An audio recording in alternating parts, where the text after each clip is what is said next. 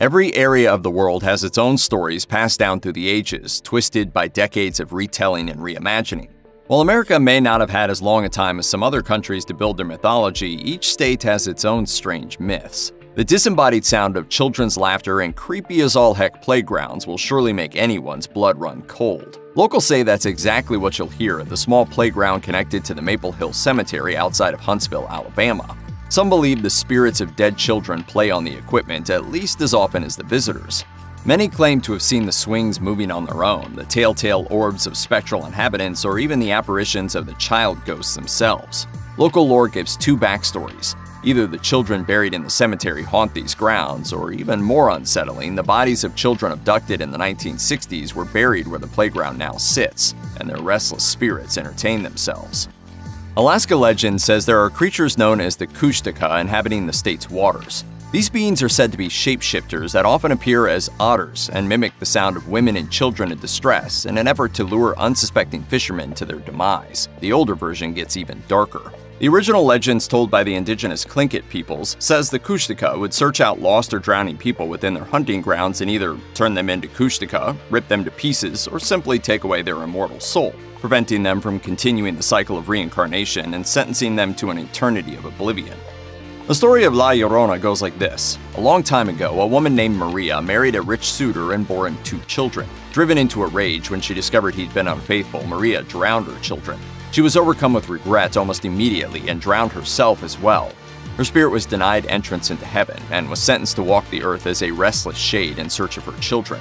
If children pass by a body of water at night, it's said La Llorona will drag them in and drown them like she did her own. Some say she does the same to cheating husbands. All in all, it's best to avoid her in general, just in case. Get La Llorona. Is she coming? She's already here. Legend has it that the figure of a young woman is sometimes seen walking along an eerie stretch of Arkansas Highway 365. Passers-by are more than willing to give her a lift to the house she always seems to be going to, but once they arrive, the woman vanishes into the chilly night air. The house is said to be that of her mother, who will gladly explain about her daughter's death and her periodic hitchhiking home to anyone who knocks on the door. Reportedly, one person who'd given this girl a ride home handed her his jacket to help warm her after her walk in the crisp rain. Like always, she disappeared. He knocked and the mother explained. Afterward, he visited her grave, only to find his jacket hanging on her tombstone. It was the summer of 1948 when a large fire blazed a remote part of California, says this eerie legend. The area was extremely isolated, and some households were forced to wait days for assistance. One such place was a small cabin where a father and son lived alone. The building was devoured by the fire. The father was killed by the flames, leaving the badly burned son as the sole survivor. Something more than his flesh was changed by the heat, the smoke, and the pain he endured, though. A piece of his mind was broken, and it transformed him. As testament, when the police arrived on the scene, they found the corpse of his father hanging, skin flayed from his body from a nearby tree. It is said the Charman, the creature the son became, still terrorizes the Ojai Valley and will attack unsuspecting hikers and campers so he can collect their skins like he did his father's. The 11-mile stretch of road running between Thornton and Brighton, Colorado is said to be one of the most haunted roads in the United States. It is thought to be so haunted, in fact, that some believe the actual gates of hell are somewhere along its winding curves. The most prominent urban myth about this road has to do with a phantom jogger who attacks traveling and parked cars alike. The jogger is said to be the spirit of a poor soul who became the victim of a hit and run. The restless shade now travels the road at night, banging on the sides of traveling cars or pounding on the doors and windows of parked cars. Anyone unlucky enough to let the specter reach the driver's side door might just join him in the in-between. Hidden away in the woods of Connecticut are a group of people you'd never want to meet. The Melonheads, as they're called by the locals, live down thin country roads on the outskirts of towns where the woods get thick. While they rarely ever come out of hiding, they'll reportedly toss rocks at any car that comes too close to their land, and that's far from the worst these people will do. There are several theories about where the Melonheads come from. Some stories say they're escapees from a mental institution, while others claim they're a group of lost colonizers or possibly a family banished from a nearby town for the crime of witchcraft. Ultimately, no one knows for certain. These people are said to be small, but with giant heads and a hunger to match. They'll eat anything from small crawling critters to the flesh of people. Supposedly, they have a taste for teens and are often blamed when a teenager or hiker disappears in the woods. But I could hear us breathing. It was almost like it was excited that it was terrifying me. This story says that during the 19th century, a young girl ran away from a bad home situation to seek refuge in the woods around Lum's Pond, an area that's now the Swamp Trail. Unfortunately, what looked like a wilderness sanctuary turned out to be the haven of someone more sinister than the young girl meant to encounter. The girl ran across a man who attacked, sexually assaulted, and killed her. Her body was found shortly after, but the killer was never captured. It's rumored that the inconsolable shade of this young girl is still wandering the trail. Her cries can be heard echoing through the trees, sending a chill down the spines of even the most courageous. This Florida legend starts with a woman who was once kept as a slave before having been freed, after which she moved to Wauchula and served as the town's midwife. From here, the story goes different ways. The woman was either distraught that her own child was taken from her when she was in bonds, was concerned for the food supply, or couldn't have children herself. Regardless, she began smothering babies after delivering them. The woman would put the remains of the newborns in buckets, carry them to the river, and dump them off the bridge. Before long, the locals began to notice that more babies died under her care than anyone else, and she was soon banned from her job. The woman became haunted by her deeds, revisiting the river over and over again. One night, she fell in and drowned. Legend has it that anyone who stands on that bridge under a full moon will see the river run red with blood. In case you need some more scares in this one, the locals call the place Bloody Bucket Bridge. In Georgia, there's a 50,000-acre man-made body of water known as Lake Lanier. To build this monstrosity, hundreds of families, town buildings, and cemeteries had to be ushered out to new locales. Much, though, was left behind, including the souls of those who used to live there. The lake is creepy enough on its own, and a disproportionate number of deaths on the lake is the fuel that powers myth. Boating accidents, drownings, and cars careening off the road to land in Lanier's waters add to the lake's mystery. It is said that the ghost towns below the water's surface are the reason behind lakegoers' misfortune, as the spirits trapped within reach up and pull those unfortunate souls down to the depths. The argument then becomes whether it's ghosts or a curse that made this lake so unlucky. In the city of Honolulu, there's one house believed to be the home of a creature so terrifying that few dare enter the building, the Kaimuki House. This home is rumored to be inhabited by a ghoul known as a kasha, a ghost from Japanese folklore that's only called up when a person commits an impressive number of evil deeds in their lifetime. Upon their death, the ghoul drags their sinning souls to hell, but this legend seems to have a bit more to it. The creature is said to feast on the flesh of humans, and there have been several reports attesting to the horrid nature of this building's inhabitant. Locals have been talking about it for decades, as is made clear by the police reports reaching back to the 1940s. That's when the couple living there claimed the creature tried to kill them. Idaho's creepiest myth begins with a local indigenous tribe at a time when famine plagued the state. Fearing having too many mouths to feed, they decided to put the young ones out of their misery and drown the infants in the nearby river. The story is known to differ between sources, but the idea remains the same. Babies were drowned in Snake River at Massacre Rocks. Some people think the ghosts of the infants now inhabit the waters, while others believe they sprouted gills and became some sort of monsters. Regardless, it's said you can hear the babies crying at night from the Snake River, and if you get too close, they'll drag you down with them. It's the town of Collinsville, Illinois that's at the center of an urban legend dating back around 40 years. The story claims this area has an elaborate mechanism that allows one to open a gateway to hell. Surrounding the town are a series of old railroad trestles, 7 to be precise, all rumored to have been the spots for lynching, satanic rituals, meetings for the KKK, and all sorts of other nasty things. Today, these trestles are covered in graffiti and look fairly derelict, but don't be mistaken. As the legend states, if you were to drive through the 7 trestles, hitting the final one at exactly the stroke of midnight, you'll open a portal to the devil's realm. Hellhounds will come bounding out from the rift and drag you straight to eternal torture. They've moved my desk 4 times already this year, and I used to be over by the window and I could see the squirrels, and they were married, but then they switched. The date was August 21st, 1955. A couple of women wanted to enjoy a nice day soaking up the sunshine during a swim in the Ohio River near Evansville, Indiana. Mrs. Darwin Johnson and Mrs. Chris Lamble hit the water expecting nothing unusual to happen that day, but a green beast with clawed hands had a different idea. The beast rose from beneath Johnson, locked its jaws around her leg, and pulled her violently beneath the waterline. Johnson, fortunately, was able to fight her way out of the creature's grip and make it back to the surface. The creature grabbed her again, but this time she lunged for Lamble's raft, making such a ruckus it scared the beast away. For now.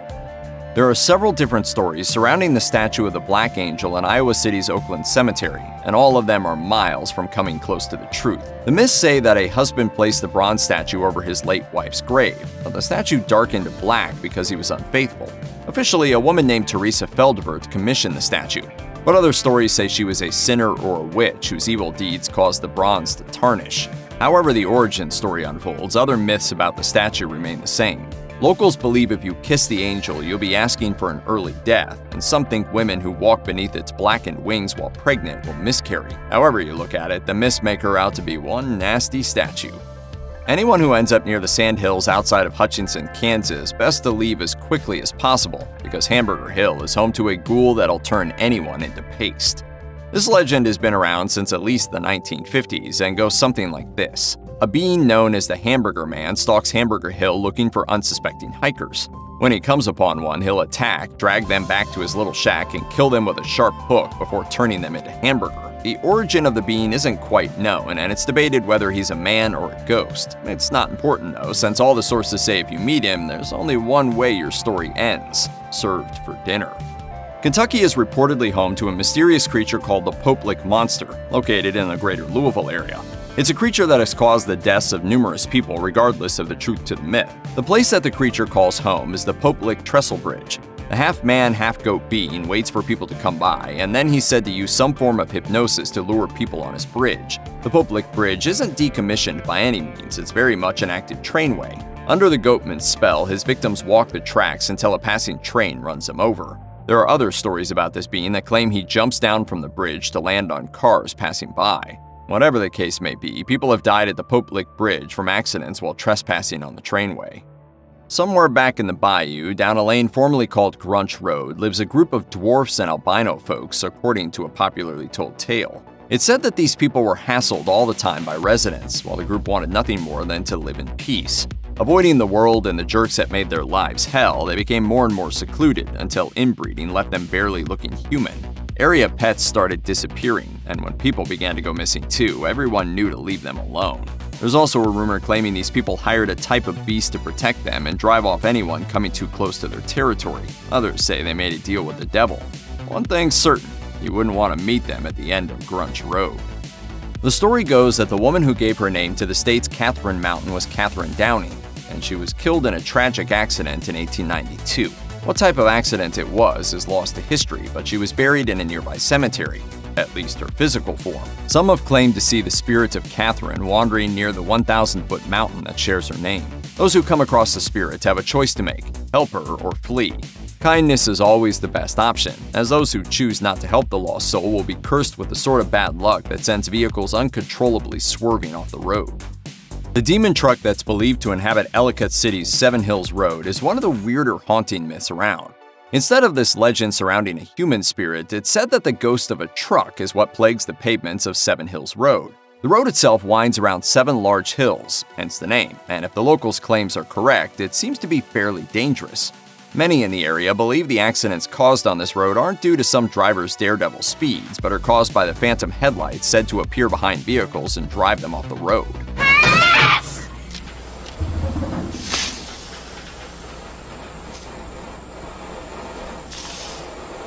The very old legend of the Puckwudgies is alive and well in Bristol County, where some locals believe these 2-foot-tall humanoid demons haunt the woods. Once believed to be helpful creatures in the days before the United States, the Puckwudgies are now said to cause a number of disturbances, ranging from messing with hunters in their woods and throwing stones to abducting people who trespass on their land.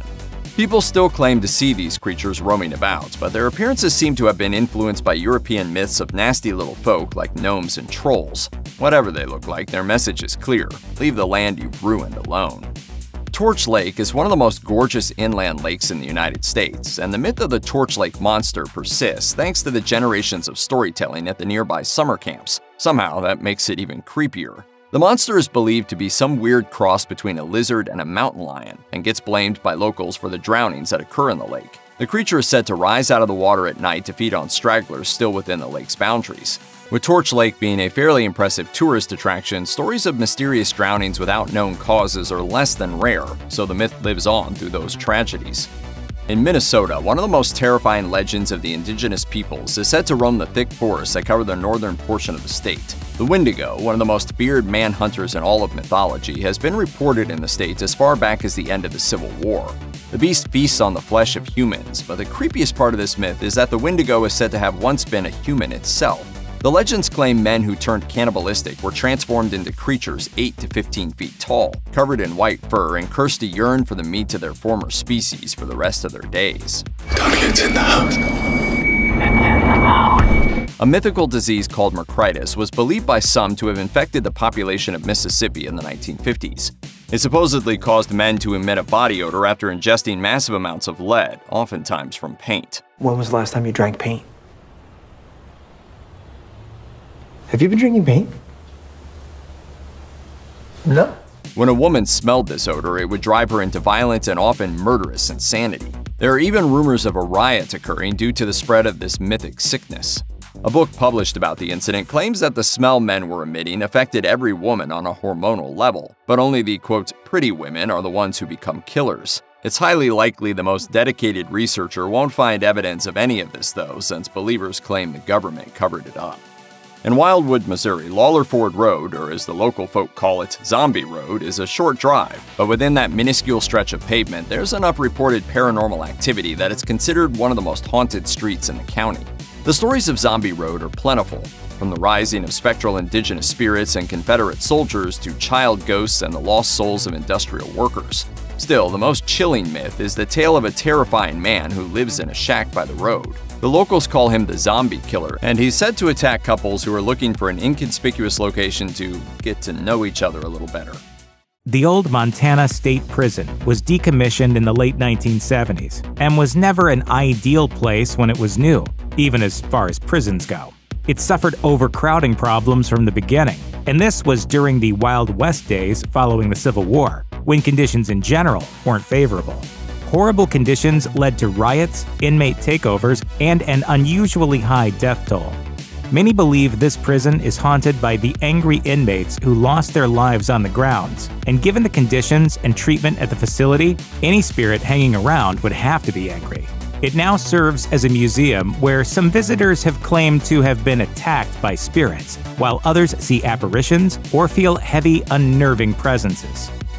As the story goes, a teacher had been going about the usual teaching business one day in the early 1900s at one of those classic one-room schoolhouses in the town of Portal.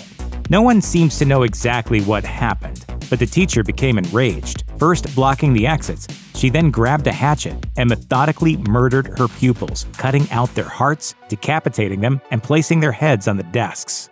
When the teacher's murderous rage passed, she was so torn with grief that she gathered up the freshly murdered children's hearts and tossed them off a nearby bridge, where it's said you can still hear them beating today. If you find yourself at a bar in Las Vegas, you might want to make sure you have friends to keep you company, so you don't lose any body parts throughout the night. Rumors of people having their kidneys stolen haven't just plagued Las Vegas, but numerous other cities as well. This is how the stories say it typically happens. Someone is sitting alone at one of the many bars in Sin City, where they meet an attractive person. The two share some good conversations and way too many drinks, a good time that ends when one blacks out. When they awaken, if they awaken, they'll find themselves lying in a bathtub filled with ice. A large surgical incision in the torso gives the game away. One kidney is now gone. Grand theft kidney. Terrific. What about you? You got any theories? Devil worship? Alien beings? Danville is located in the hilly south of the state, and it's believed to be the home to a unique primate. The devil monkey is an ape-like beast that lives in the woods and comes out every so often to wreak havoc. This odd and terrifying creature was allegedly reported by around a dozen locals in 2001, but it turned out to simply be an escaped exotic pet, or so they were told. Of course, that doesn't explain the devil monkey sightings throughout the state's history, which include terrified residents giving descriptions of giant baboons with pointed ears, razor claws, and the snouts of dogs. Since the 2001 monkey was reportedly never caught, how do we know for sure it wasn't a devil monkey? The Jersey Devil has been around for more than 2.5 centuries, terrorizing the state's pinelands. With the head of a dog, the face of a horse, wings of a bat, a tail, and horns, and a kangaroo-like posture, the creature would surely leave anyone shaking. But the beast is also rumored to be the child of the devil. Centuries ago, a woman by the name of Mrs. Leeds was pregnant with her 13th child. Having too many mouths to feed as it was, and desperately upset to be giving birth to yet another, she cried, "Let it be the devil!" Out popped the Jersey Devil. After exiting Mrs. Leeds, the baby demon shot out of an open window and disappeared into a nearby swamp to terrorize the state's inhabitants for hundreds of years to come. The stories say that La Mala Ora is a shapeshifter that appears where roads intersect in the middle of the night. It can take on a multitude of forms, but is usually seen as a rapidly changing black lump or a woman of the wickedest constitution. La Mala Ora will appear to drivers who are traveling alone, jumping out in front of their cars in female form. One of the more popular stories claims that a woman was driving cross-country when a frightening female figure jumped in front of her car, causing her to screech to a halt. When the driver looked around, she saw La Mala Ora's demonic visage as she pounded on the window. Somehow, the driver got away from this powerful creature unharmed, this time. The tale of the Cropsey maniac is told at summer camps in the state of New York, and may have begun as a camp story meant to keep kids from getting criminally out of hand and bringing a bad name to the camps. Andy, have you seen my swimming buddy? The common version of the story goes a little something like this. A respectable man living right outside the property of a camp was driven insane after a group of kids burned his house down. He didn't just lose his home. His child and wife both died in the fire. Naturally, this type of insanity that afflicted the unlucky man made him vicious and vengeful. He began stalking camps and murdering campers, making sure to leave messages burned into their skin so the rest of the kids would know this was his work. This myth reportedly goes back to before the American Revolution and says that Satan comes to Earth every night and visits a very specific circular patch of forest about 50 miles south of Greensboro. The devil dancing probably isn't the creepiest legend on its own, but there's a phenomenon at the so-called Devil's Tramping Grounds that turns some skeptics into believers. The circle of the Devil's Tramping Grounds is only about 20 feet wide, and for centuries, it's been almost entirely barren. The few sprigs of grass that grow there are said to grow abnormally. The locals have tried transplanting this strange grass to other locations, but the cursed blades refuse to grow. According to a legend derived and adapted from an old Dakota story, the Minawashitu lives in the Missouri River and rarely surfaces. That's a good thing, because the last person to see it was supposedly driven mad and died within days of the encounter. The man rambled long enough to give a description of the creature. The Minawashitu is said to be large, looking like a red stroke of fire as it swims through the depths. When seen clearly, its body is covered with red fur the thickness and texture of a bison's, a single giant horn on its head, a fin like a massive saw down its back, and a single eye in the middle of its face. The eyewitness reportedly died not long after he recounted what he saw. In 1972, the Defiance Police kicked off an investigation into werewolf sightings. This wouldn't have happened if a single person called in a werewolf complaint, but there were enough people saying they'd seen something to make law enforcement believe there was something out there. The first was a pair of railroad workers who claimed to have been attacked by a towering werewolf while working in the middle of the night. The odd part about this story is that the beast used a club instead of fangs and claws. A different railway worker ended up calling in a werewolf incident not long after the first report, and the next sighting came when a driver caught the creature in their headlights a week later. Due to the sheer number of reports, the police had to figure out what they were dealing with, but the reported creature wasn't found. Tonight I will kill all of you! I will kill all of you! The myth of Shaman's Portal, located amidst the dunes of Beaver Dunes Park in Oklahoma's Panhandle, begins hundreds of years ago. The story goes that Spanish explorers crossing this new land stopped in Oklahoma to search for gold in the middle of the night. Ignoring the advice of the indigenous guides, men were directed to the sand dunes, where they disappeared in flashes of weird green lightning. The location is still known as Oklahoma's Bermuda Triangle, and the site is believed to have a strangely high number of disappearances since that day in the 1500s. No one seems to know where this portal takes its victims or what it actually is. But today, some people believe the dunes are the site of a wrecked alien spacecraft that's been causing strange happenings from beneath the sands. The town of Lafayette, Oregon, is the site of a story that starts in a few different ways, but always ends the same. The first says a Roma woman laid a curse on the town after her son was hanged for the murder of her boyfriend. Another version of this myth says a witch was hanged in the town's cemetery sometime in the 1800s and cursed the town to burn 3 times. Whichever story is at the root of the curse doesn't matter as long as the myth of the curse exists. You'll hear people in the area claim the town has already burned twice, but according to a collection of old newspaper headlines, the town has already had several major fires that took out multiple buildings. So maybe there's some merit to this curse after all. There's a myth in Philadelphia, Pennsylvania, regarding a phantom bus that only shows itself to those in the most pain, those who are grieving. Whatever may have caused their grief, anyone who wanders the streets of Philly under the haze of heartbreak will see the bus to nowhere. On the bus, it's quiet. The passengers stare off, consumed by their own personal hell. Time doesn't seem to move. Those who escape their time on the bus don't tend to remember many details, like how long they were on the bus or who was driving it. The bus can hold its passengers for mere hours or for years. That is, if it allows you to escape at all. Some on the bus are said to ride it through eternity, locked within a dreadful sense of despair. Some believe there is a very real version of Freddy Krueger, thanks to a myth that predates the horror movie icon by at least 30 years. Rhode Island has the story of a man known as Fingernail Freddy. The man-monster lives in the woods around Cumberland, Rhode Island, and preys on similar victims to that of his on-screen counterpart, children. Fingernail Freddy hates people, especially children, and spends his life as a recluse to avoid them. But when campers make too much ruckus at night, it draws Freddy in. Boys, I need you to stop the ruckus, okay? I need you to stop the ruckus now, all right? This is bad news for the children, as anyone who meets this mythical monster is unlikely to survive an encounter with the hermit. The Gullah people have a diverse heritage, with much of it from Africa. One that lives on in local lore is the myth of the Buhag.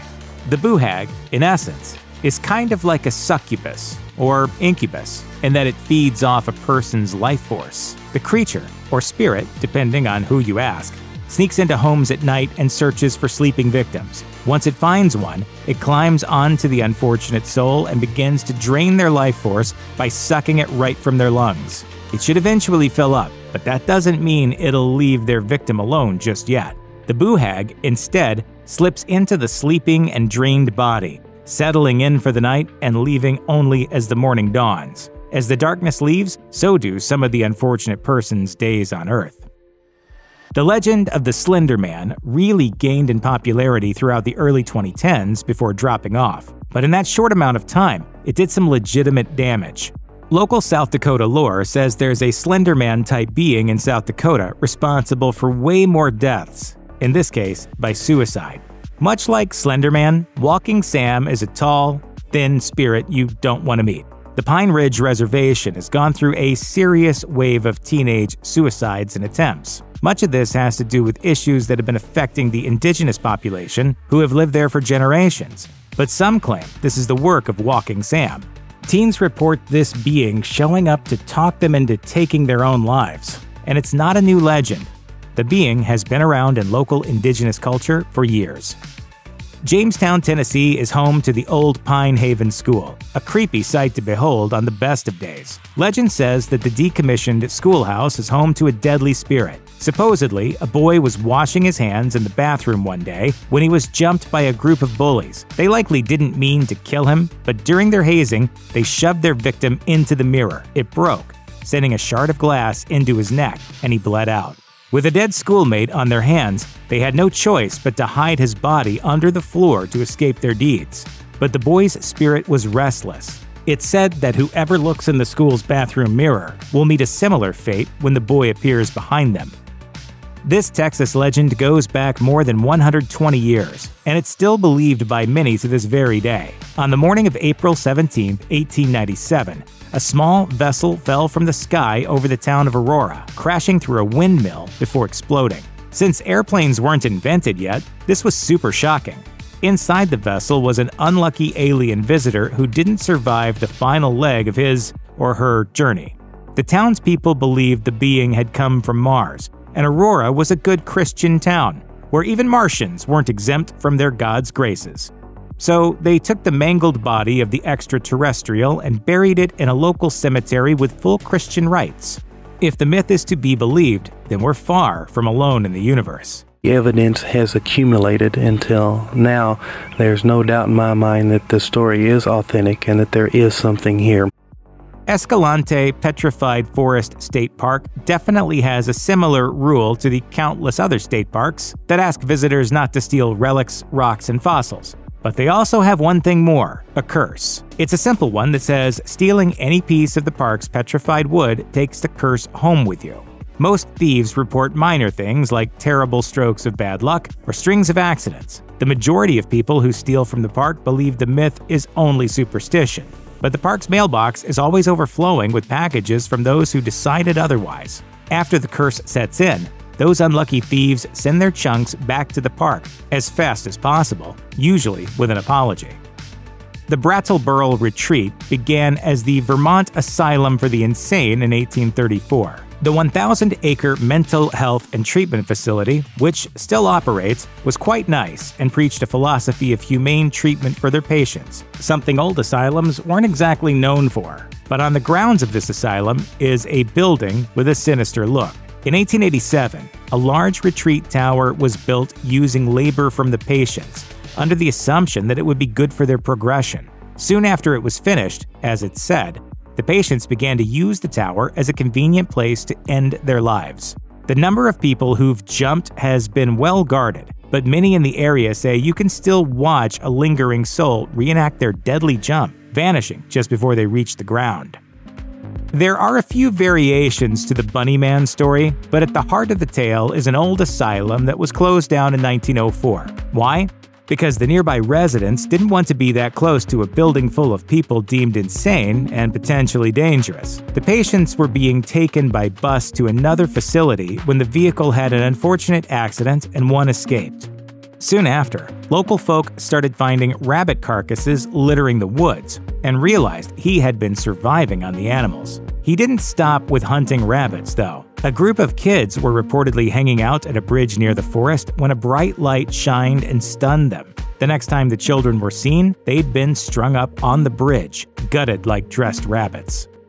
Before it was Auburn, the area was once called Slaughter, and a good portion of the land belonged to a rich man. It was the sale of his land that started the town in the first place, and for some reason, the landowner never left. And no one has the foggiest idea why the ghost behaves the way he does. The spirit is supposedly seen around town, angrily walking the streets, passing through walls, and just generally scaring townsfolk.